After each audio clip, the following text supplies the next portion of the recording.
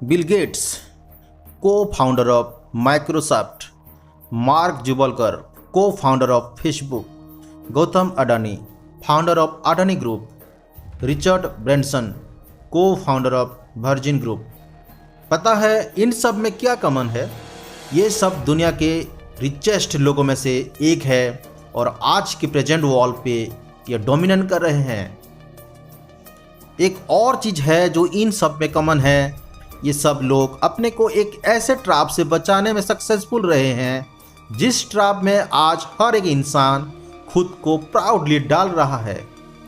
और दूसरे तरफ वो जो शायद अभी किसी कॉलेज में पढ़ाई कर रहे होंगे, टाइम पर असेसमेंट कर रहे होंगे, 90% अटेंडेंस मेंटेन कर रहे होंगे, ना चाहते हुए बुक को मेमोराइज कर रहे होंगे और हर रूल्स को फॉलो कर रहे होंगे, इस उम्मीद में कि जब आप कॉलेज से निकलोगे तो आपके पास एक ग्रेजुएशन डिग्री होगा, आपको एक अच्छी जॉब मिल जाएगी, उसके बाद आप अपने पेरेंट्स के लिए एक बड़ा सा घर खरीदोगे, एक महंगा कार खरीदोगे, शादी करोगे, बच्चों को अच्छे स्कूल में भेजोगे और खूब सारे पैसे कमाओगे।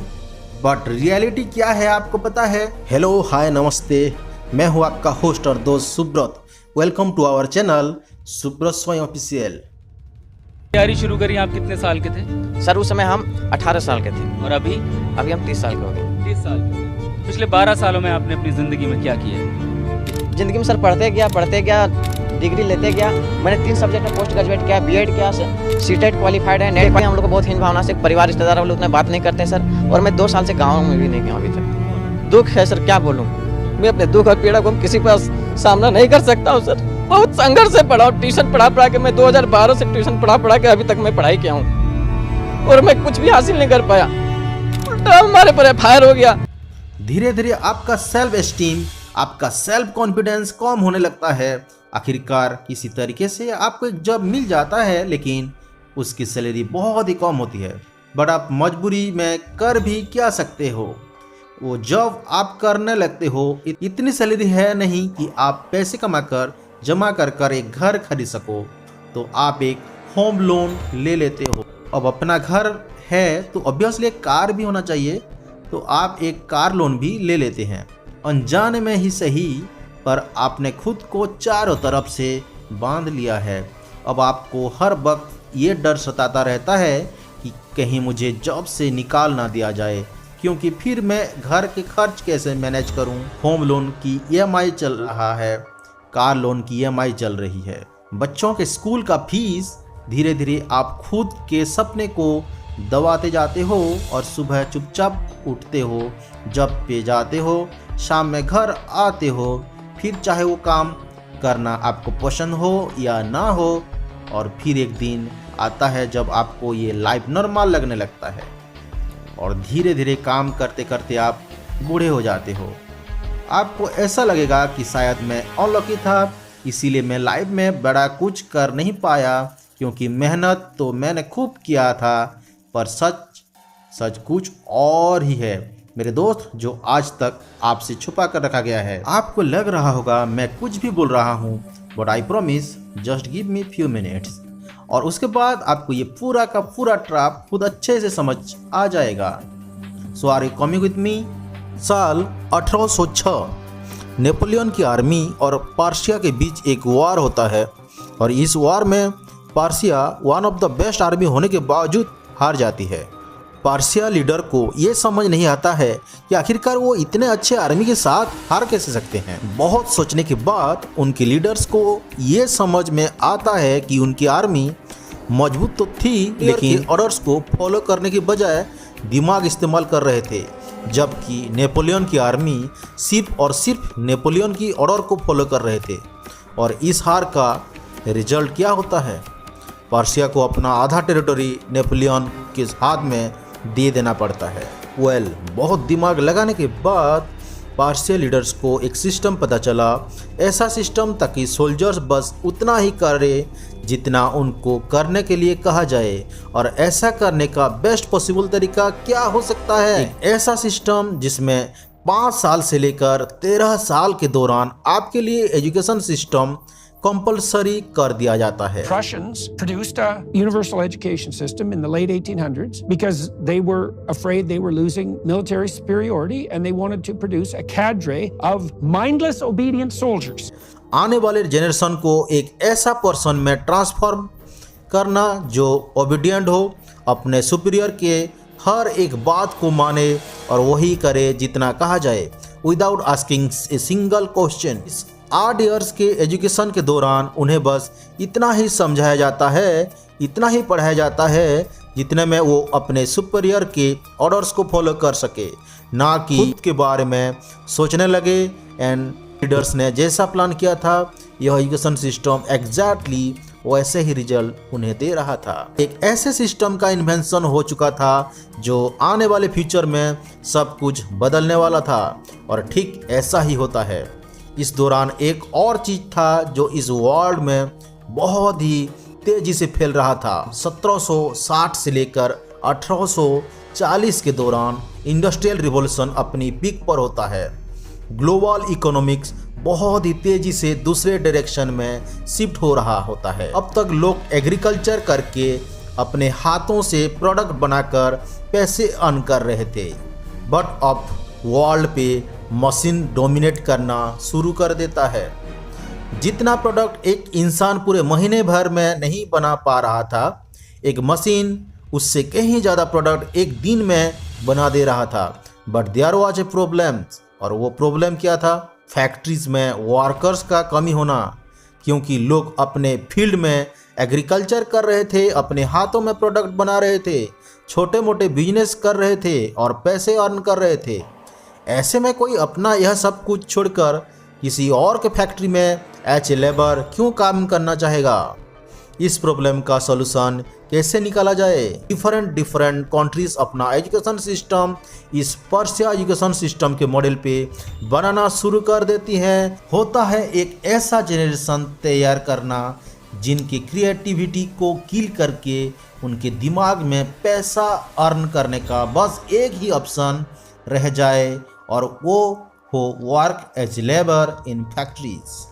और ठीक ऐसा ही होना शुरू हो जाता है। जो लोग अब तक फार्मिंग करके छोटे मोटे बिजनेस करके मनी अर्न कर रहे थे, उनके बच्चों के ब्रेन को इस तरीके से ब्रेन वॉश किया जाता है कि जब वो अपना एजुकेशन कंप्लीट करके निकलते हैं तो उनके दिमाग में पैसा अर्न करने का बस एक ही ऑप्शन रह जाता है। उस समय हमारा देश ब्रिटिशर्स का गुलाम था, बट दिक्कत अंग्रेजों के सामने भी था, और थे तो बस कुछ ही, और इतने बड़ी आबादी को कंट्रोल में रखना बहुत ही मुश्किल हो रहा था। साल होता है 1835। थॉमस बेबिंगटन मकाउले, जिसके बारे में शायद आपने अपने स्कूल लाइफ में पढ़ा होगा, एज द लॉर्ड मकाउले के नाम से वो एक प्रपोजल तैयार करता है। इंडिया में इंग्लिश एजुकेशन को प्रमोट करने के लिए लॉर्ड विलियम बेंटिक, जो कि उस वक्त ईस्ट इंडिया कंपनी का गवर्नर जनरल होता है, वो इस इंग्लिश एजुकेशन एक्ट ऑफ 1835 के थ्रू पास कर देता है। और अगेन ये जो एजुकेशन सिस्टम होता है, ये मोर और लेस प्रिसिजन एजुकेशन सिस्टम पे ही बेस्ड होता है। और इस बार मकसद क्या होता है? लोग सोच रहे थे कि ब्रिटिशर्स हमारा भलाई चाह रहा है, हम सभी लोगों को इंग्लिश सिखाना चाह रहा है, पर सच क्या था? आप खुद मकाउले से सुनेंगे। Education should create a class of persons, Indian in blood and color, but English in taste, opinions, in morals and in intelligence. धीरे धीरे ही सही, लेकिन अंग्रेज अपने इस मकसद को अंजाम तक पहुंचा देते हैं। ऑफिस में क्लार्क से लेकर आर्मी में सिपाही तक हर जगह इंडियन काम कर रहे होते हैं। अब ब्रिटिशर्स इंडियंस को ही इस्तेमाल करके, इंडियंस को ही गुलाम बना करके ब्रेन वॉश इस हद तक किया जा चुका था कि इंडियन ब्रिटिशर्स के रूल्स को फॉलो करना अपना ड्यूटी मानने लगे थे। आप शायद सोच रहे होंगे वो ब्रिटिशर्स ने क्या दिमाग लगाया था, पर खैर अब तो 76 साल से भी ज़्यादा हो गया है आज़ादी को, अब तक सब कुछ बढ़िया हो गया है ना? अगर आप ऐसा सोच रहे हैं तो कुछ ही मिनट्स के बाद आपको अपने इसी सोच पे हंसी आएगी। आपके पैदा होने के बाद या आपके पैदा होने से भी पहले आपके पेरेंट्स के माइंड में जो सबसे पहला ख्याल आता है वो क्या है, आपको पता है? मैं अपने बच्चे को एक बड़ा हाई स्कूल में पढ़ने के लिए भेजूंगा। आज हमारे देश में स्कूल एंड कॉलेज एजुकेशन की जगह कम और स्टाटस का जगह ज़्यादा बनता जा रहा है। हमारा लड़का बड़ा स्कूल में पढ़ता है, हमारा लड़का उस कॉलेज में पढ़ता है। आप जैसे ही बोलना शुरू करते हो, आपके पेरेंट्स बड़े प्राउडली आपको एक अच्छे से स्कूल में एडमिशन करवा देते हैं।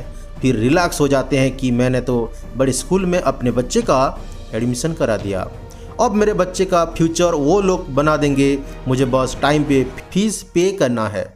आप स्कूल जाते हुए फ्रेश, क्यूरियस और क्रिएटिविटी से भरे हुए माइंड के साथ, एक ऐसे माइंड के साथ जिसके अंदर कोई लिमिटेशन नहीं होता है, एक ऐसे माइंड के साथ जिसे अगर सही से ट्रेन किया जाए तो वो बहुत कुछ कर सकता था। लेकिन जैसे ही आप स्कूल में जाते हो, आपको कुछ सब्जेक्ट्स या कॉम्बिनेशन का एक सिलेबस दे दिया जाता है और फिर अब से वही आपकी दुनिया बन जाता है। आप सुबह से लेकर शाम तक उन्हीं के बारे में सोचते हो, उन्हीं को पढ़ते हो, और अगर आपने उसके अलावा कुछ और सोचा या कुछ और पढ़ा तो आपके मार्क्स पे इफ़ेक्ट पड़ता है और फिर आपको पनिशमेंट मिलता है। पर क्या आपके पेरेंट्स एक बार भी ये क्वेश्चन करते हैं कि आखिरकार ये स्कूल्स, कॉलेज, कोचिंग या हमारे बच्चे को आखिर क्या सिखा रहा है? क्या सच में हमारे बच्चे का फ्यूचर ब्राइट हो रहा है? क्या सच में हमारे बच्चे को जो पढ़ाया जा रहा है वो उसे पसंद भी है? नहीं, क्योंकि उन्हें ऐसा लगता है कि हमारे बच्चे का फ्यूचर बनाया जा रहा है। ऐसा पर्सन बनाने का प्रोसेस चल रहा है जो पर्सन जब स्कूल और कॉलेज से बाहर निकले तो उनके दिमाग में बस एक ही गोल हो, किसी तरीके से जॉब मिल जाए। अगर दूसरे शब्द में कहूँ तो कोई मुझे अपने यहाँ काम पर रख ले। हर बच्चा यही चाहता है कि सरकारी जॉब में पहुँचूँ, अपने घर की अर्थव्यवस्था को सही करूँ। मेन मकसद तो यही होता है हर आदमी का कि सरकारी जॉब एक ऐसी जॉब है वह आदमी को मरते दम तक साथ देती है। इसीलिए हर आदमी सोचता है चपरासी भी मिल जाए लेकिन सरकारी मिले। आपकी पूरे स्कूलिंग एंड कॉलेज के दौरान आपको कभी भी सेल्फ डिपेंड होने के लिए सिखाया ही नहीं जाता। क्यों? क्योंकि ये सिस्टम कभी भी आपको फुली सेल्फ इंडिपेंडेंट बनने के लिए बनाया ही नहीं गया था। इस सिस्टम का अल्टीमेट गोल ही था कि इंडस्ट्री को एक एफोर्डेबल और एक बढ़िया वर्कर प्रोवाइड किया जा सके। यह पूरा सिस्टम एक ऐसे ग्रुप ऑफ पीपल को तैयार कर रहा है जो अपने बॉस के ऑर्डर को फॉलो कर सके, जो अपने सुपीरियर्स का रेस्पेक्ट कर सके, पूरे महीने दिन रात काम कर सके, इस उम्मीद में कि at the end of the month package मिले, फिर चाहे वो काम मुझे पसंद हो या ना हो। लोग अपने 25% से ज़्यादा ज़िंदगी इस करंट एजुकेशन सिस्टम में लगा देते ताकि अपने से कम पढ़े लिखे आदमी की कंपनी में जाकर उसकी सपनों पूरे करे। कोई नहीं चाहता कि आप सेल्फ डिपेंडेंट बनो, आप मिलियनरीज बनो। कोई क्यों चाह देगा कि आप मिलियनरीज बनो, आप सेल्फ डिपेंडेंट बनो। इससे उनका क्या फ़ायदा होगा? क्योंकि अगर आप सेल्फ डिपेंडेंट बन गए तो फिर आप ऑर्डर्स फॉलो नहीं करेंगे, आप हर चीज़ में क्वेश्चन करेंगे, आप गलत चीज़ों के खिलाफ आवाज़ उठाएंगे। पर आप कभी भी ट्रैप को समझ ही नहीं पाते, क्योंकि जब आपको इस ट्रैप में डाला जाता है उस वक्त आपकी इतनी एज होती नहीं है कि आप कुछ सोच पाओ, कुछ समझ पाओ। और जब तक आप उस एज तक पहुंचते हो जहां पे आप सोचने के कैपेबल होते हो, तब तक काफ़ी लेट हो चुका होता। या तो पिछले 15-20 साल से इस सिस्टम को फॉलो करते करते आपका इस तरीके से ब्रेन वॉश हो जाता है। क्या यही चीज़ सही लगने लगता है, या फिर आपकी इतनी एज हो जाती है कि आपके ऊपर काफ़ी ज़्यादा जिम्मेदारी आ जाता है और आप चाह कर भी इस ट्रैप से बाहर नहीं निकल पाते हो, क्योंकि अब आपको किसी भी तरीके से पैसा अर्न करना होता है। बेरोजगारी की हद पार हो रही है, घर वाले भी प्रेशर डाल रहे हैं कि जब करो कहीं से भी पैसा लेकर आओ। कार हो रही है, घर वाले भी प्रेशर डाल रहे हैं कि जॉब करो कहीं से भी पैसे लेके आओ। और पिछले 20 साल से जो मेहनत आप कर रहे थे, लाखों रुपए अपने स्कूल्स को दिया, लाखों रुपए अपने कॉलेज को दिया, लाखों रुपए अपने कोचिंग को दिया, उसके बदले में बस आप किसी तरीके से एक 30 से 40 हज़ार की नौकरी की उम्मीद में आप लग जाते हो। आज हमारे देश में 42% ग्रेजुएट जिनका एज 25 से कम है वो अनएम्प्लॉयड है। और अगर जॉब मिल भी जाता है तो आपको जानकर हैरानी होगी कि हमारे देश में एक इंजीनियर की एवरेज सैलरी कितनी है, उससे 10 गुना ज़्यादा अमेरिका में ट्रक ड्राइवर अर्न करते हैं। देख लो भाई, अमेरिका में एक ट्रक ड्राइवर है ना, अभी स्लो चल रहा है काम, मंदे में 10 से 12 मतलब इंडिया का मोटा मोटा 10 लाख रुपए कमा रहे हैं। जो काम अच्छा चलता है तो 16 लाख रुपए इंडिया के कमा रहे हैं। इतना तो कोई मतलब वहाँ पे तो इन सब का सोल्यूशन क्या है? क्या हम लोग स्कूल जाना छोड़ दें? क्या हम लोग कॉलेज जाना छोड़ दें?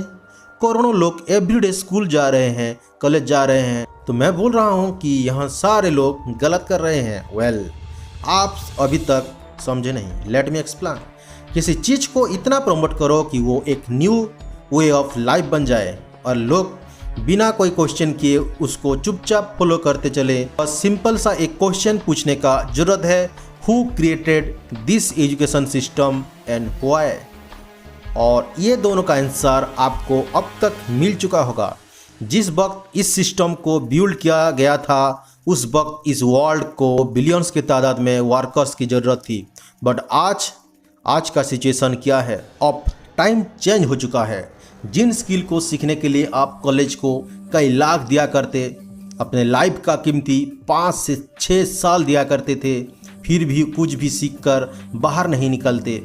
अब बड़े से बड़े स्किल को आप कहीं कोर्स के थ्रू सीख सकते हो, और वो भी उन पर्सन से जो खुद उस स्किल को यूज करके कुछ बड़ा अचीव किया है, ना कि उनसे जिसके पास नॉलेज सिर्फ और सिर्फ थ्योरी तक ही लिमिटेड हो।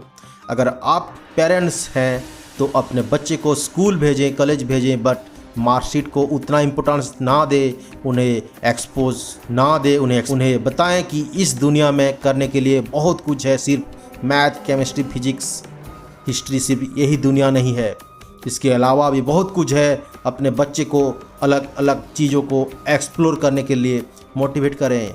अगर मार्क्स कम आते हैं कोई बात नहीं, हो सकता है वो कोई स्किल सीख रहा हो जहाँ पर वो इससे कहीं ज़्यादा अच्छा परफॉर्म कर रहा हो। आज हम जेई के लिए, नीट के लिए, गेट के लिए 1 ईयर ड्रॉप, 2 ईयर ड्रॉप लेते हैं, बट क्या अभी खुद के पैशन को समझने के लिए, खुद के इंटरेस्ट को जानने के लिए, अलग अलग अपॉर्चुनिटी को एक्सप्लोर करने के लिए ड्रॉप ईयर लिया है? क्या आपको स्टेबल और एवरेज लाइफ चाहिए, या आपको लाइफ में कुछ बड़ा करना है, खूब पैसे कमाना है, अपने ड्रीम्स को पूरा करने के लिए जी जान लगाना है? डिसीजन आपको लेना है। इस डॉक्यूमेंट्री वीडियो को लास्ट तक देखने के लिए थैंक यू। इतना सारा प्यार देने के लिए once again thank you so much. Please don't forget to like, share and subscribe.